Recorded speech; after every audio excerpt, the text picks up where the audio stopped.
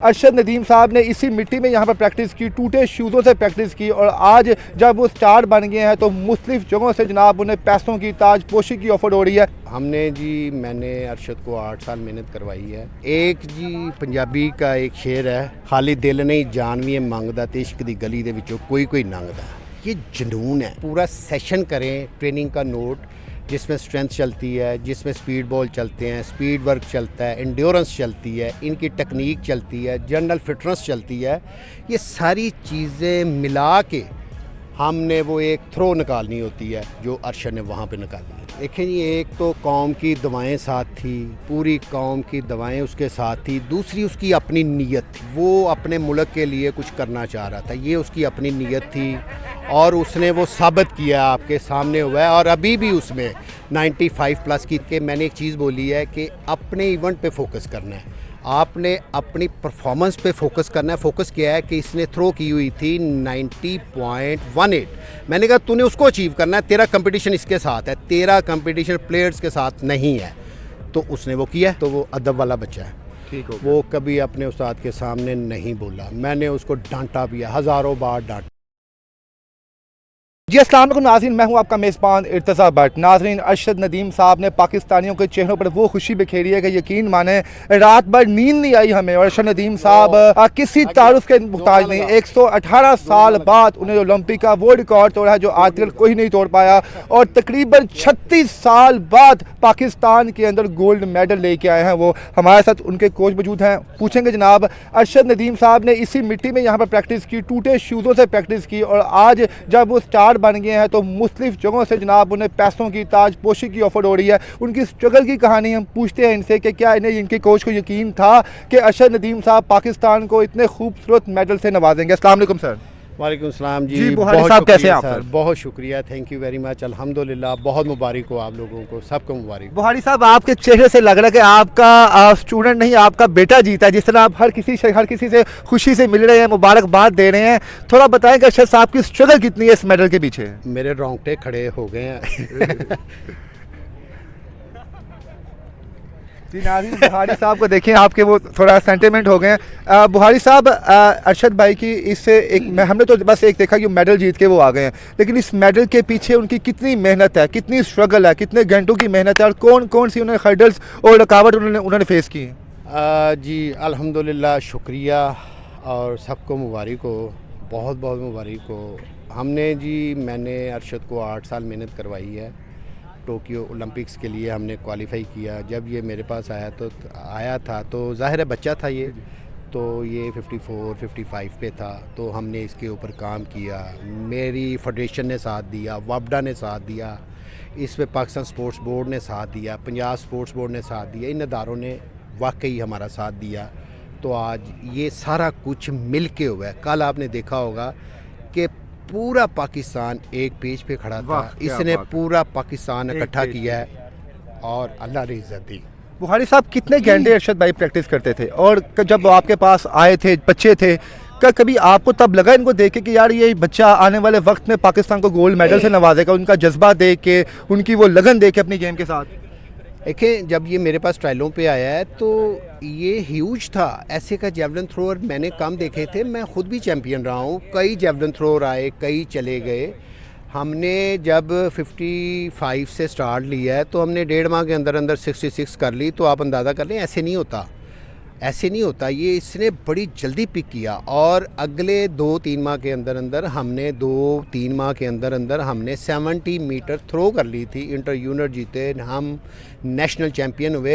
यानी कि 1.5 साल के अंदर अंदर हम चैम्पियन हुए। इवन के सैफ गेम से हम गुवाहाटी से मेडल ले आए। उसके बाद सिलसिला जारी रहा, वर्ल्ड एथलेटिक्स चैम्पियनशिप का, वर्ल्ड इस्लामी गेम्स का, एशियन गेम्स का, सारा सिलसिला जारी रहा। हम लोग जाते रहे, कामयाब हो के आते रहे। और जो एशियन गेम्स का हमारे लिए मेडल था, सबसे बड़ा मेडल था और वो 28 साल के बाद मेडल आया था एशियन गेम्स का जकार्ता में। हम लोग मेडल लेके आए थे। उसके बाद हमने ऐद किया था कि हम जाएंगे तो क्वालिफाई करके जाएंगे। हमने खटमंडू साहिब गेम्स में क्वालिफाई किया 86.29 करके, फिर ईरान गए 86.38 किया। उस वक्त हमें 90 मीटर की थ्रो हम आ चुके थे, 90 की रेंज में आप पहुंच गए आ थे। चुके थे। मैं इसको बोल रहा था हम किसी टाइम पे भी कर लेते। जब हम टोक्यो ओलंपिक्स में गए हैं, हम 95 मीटर का हदफ लेके गए थे। अनफॉर्चुनेटली वहाँ पे प्रेशर हो गया थोड़ा, और हमारे लिए ओलंपिक भी नहीं थी, मगर उस ओलंपिक के कंपटीशन ने हमें अगले कंपटीशन खेलने सिखा दी। तो सर ये बताएं कि हमने नीरज चोपड़ा के देखा, इसके पेजेस पे देखा कि उसके घर में लेटेस्ट किस्म की मशीनें लगी हुई हैं उनके जहाँ पे प्रैक्टिस करते हैं, और यहाँ पे हम देख रहे हैं कि अभी भी पाकिस्तान में वो देसी तरीके ही हैं। तो अरशद भाई के जो बाजू के अंदर जो ताकत है, वो ताकत किस तरीके से आई? कौन सा देसी आपने उन पर फार्मूला इस्तेमाल किया कि उनका बाजू अल्लाह के हुक्म से किसी के सामने नहीं टिक ही नहीं पा रहा था? हर शख्स वहाँ पे घोड़े एंड में उनके एहतराम में खड़े हो गए, तालियां बजाइयाँ कि यार इससे तगड़ा बंदा हमने नहीं देखा। एक जी पंजाबी का एक शेर है, खाली दिल नहीं जान भी मंगदा ते इश्क दी गली दे विचों कोई कोई लंघदा। ये जुनून है।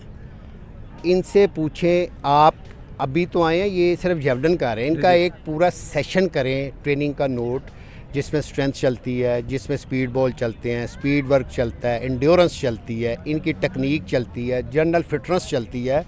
ये सारी चीज़ें मिला के हमने वो एक थ्रो निकालनी होती है, जो अरशद ने वहाँ पे निकाली है। सर आपने जो थ्रो देखी है, 118 साल रिकॉर्ड टूटा है ओलंपिक में, आप क्या समझते हैं जनाब उस थ्रो में अरशद साहब का कितना कमाल था? और उसके बाद जो अल्लाह अज़्ज़ व जल ने उनको उसमें वो ताकत दी, और जो वो चंद ही लम्हों में जनाब आंखों के सामने भी रिकॉर्ड टूट गया, क्या समझते हैं उसमें हवा ने भी कुछ साथ दिया उनका?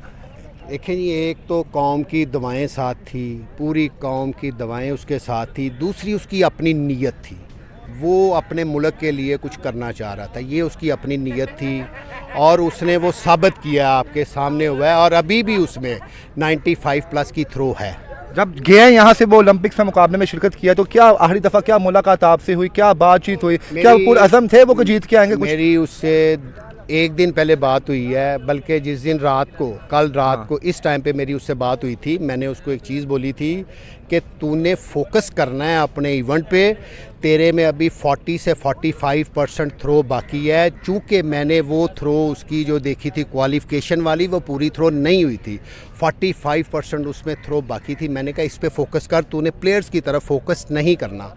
और ये 45% की जो हमें कसर रह गई है, जो हमने 86.94 की है, जो की है थ्रो, हम इससे अच्छी कर सकते हैं। और उसने वो आपके सामने किया, मगर अभी भी उसमें 95% की थ्रो है। अच्छा, नीरज चोपड़ा की बॉडी लैंग्वेज के बारे में थोड़ा बताएं कि वो बहुत डिसअपॉइंट नजर आया जब उन्होंने देखा कि इन्होंने थ्रो कर दिया है और रिकॉर्ड ब्रेक कर दिया। उसके बाद हमने देखा कि 4 दफ़ा उन्होंने पाँव जान के लाइन के आगे रखा ताकि मुझे उनका मिनिमम रिकॉर्ड उनके मैक्सिमम रिकॉर्ड के सामने नज़र ना आए। तो क्या समझते हैं वो अरशद नदीम का जो रिकॉर्ड था नीरज के जिस्म पर हावी हो चुका था उसमें? देखिए जी, मैंने एक चीज़ बोली है, टेक्निकली चीज़ें हैं ये वाली। नीरज चोपड़ा भी हमारा एथलीट है, बच्चा है हमारा, इसके साथ वो कंपटीटर है, इसका वो अच्छा बच्चा है। आपने देखना ये होता है, जो यानी कि मैंने एक चीज़ बोली है कि अपने इवेंट पे फोकस करना है, आपने अपनी परफॉर्मेंस पे फोकस करना है। फोकस किया है कि इसने थ्रो की हुई थी 90.18, मैंने कहा तूने उसको अचीव करना है, तेरा कंपटीशन इसके साथ है, तेरा कंपटीशन प्लेयर्स के साथ नहीं है। तो उसने वो किया। सर आखिर में ये बता दें, जब वो आपके पास आए थे, बच्चे थे, हर कोई बच्चा जब यहाँ पे आता है पीछे से पुअर फैमिली से बिलोंग करता है, तो आपको उनके चेहरे में वो चमक नज़र आ रही थी कि आने वाले वक्त में ये बच्चा पाकिस्तान की तकदीर बदल देगा, या आपकी मोटिवेशन की वजह से वो आज इस चीज़ पे इस जगह पर पहुँचा है? कभी डिसहार्ड हुए थे कि मैं छोड़ो नहीं यार, यहाँ पे कुछ नहीं है? देखें जी, एक तो वो अदब वाला बच्चा है, ठीक हो, वो कभी अपने उस्ताद के सामने नहीं बोला। मैंने उसको डांटा भी है, हज़ारों बार डांटा है। सर उस्ताद थप्पड़ भी मारता, कभी आपने मारा है? हाँ बिल्कुल बिल्कुल बिल्कुल, ये कोई बताने वाली चीज़ें नहीं है। मैं उसको स्ट्रेंथ का, हम लोग प्रोग्राम कर रहे होते थे तो मैं उसको कहता था भाग जा, होगी नहीं तेरे से। उसने कहा सर मैंने करनी है। तो बात ये है कि ये चीज़ें चलती रहती है, हमारे बच्चे हैं, हमने इनको हिम्मत देनी है, करेज देनी है। इनके लिए ये कोच का काम है कि आप गोल सेट करें और उसको वहाँ तक लेके जाएं। यानी बुहारी साहब, आपकी मार और जिदक ने आज हमें गोल्ड मेडल नवाज दिया है। जी, उसकी अपनी भी नीयत है इसमें। उस्ताद के बगैर तो बच्चे आप लोगों की दुआएं हैं, इसमें फेडरेशन का साथ है, इसमें हमारे बोर्ड का साथ है, वापडा का साथ है, सबका साथ है। अब आप क्या समझते हैं, एक गोल्ड मेडल पाकिस्तान में आ गया, अब इनको देख के जिस तरह पॉजिटिव वेव्स चल रही हैं, हर तरफ लोग उनको अप्रिशिएट कर रहे हैं, हमारे बाकी जो नौजवान बच्चे हैं वो कितना पॉजिटिव होंगे, वो कितना? सर ये आपके सामने 28 की ओलंपिक के लिए इनको मैं तैयार कर रहा हूँ। वो पीछे बच्चियाँ बैठी हैं जबलिन के लिए, ये 28 की ओलंपिक के लिए हमने तैयारी स्टार्ट कर दी हुई है ऑलरेडी। हमने स्टार्ट कर कि अब रास्ते खोल दिए गोल्ड मेडल के अरशद नदीम ने, अब इंशाल्लाह हर साल कुछ ना कुछ आएगा। ऑलरेडी इस बात का अर्शद को भी पता है। मेरा एक पेज है, मैंने एक ट्रेनिंग सेंटर बनाया हुआ है लाहौर में। ये आपने देखा होगा आईजी ऑफिस के सामने एक बेबी ग्राउंड है, क्रिकेट ग्राउंड। हमने वहाँ पे एक सेंटर बनाया हुआ है। हम सुबह शाम उधर ट्रेनिंग होती है। चूँकि वहाँ पे टाटर नहीं है, हमें यहाँ पे आना पड़ता है। हम 28 को ओलंपिक को हमने, ये तो गोल्ड आया ना, अगले गोल्ड को हम लोग कैसे छोड़ सकते हैं भाई। हम इस वक्त ओलंपिक के दुनिया के रिकॉर्ड होल्डर हैं।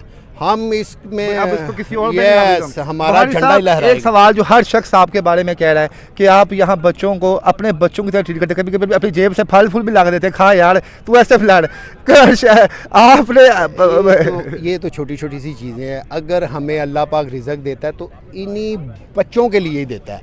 मेरी तो ग्राउंड है, ये लोगों के लिए, ये शर्ट होगी, ये ट्राउज़र होगा, ये मेरा चोला है।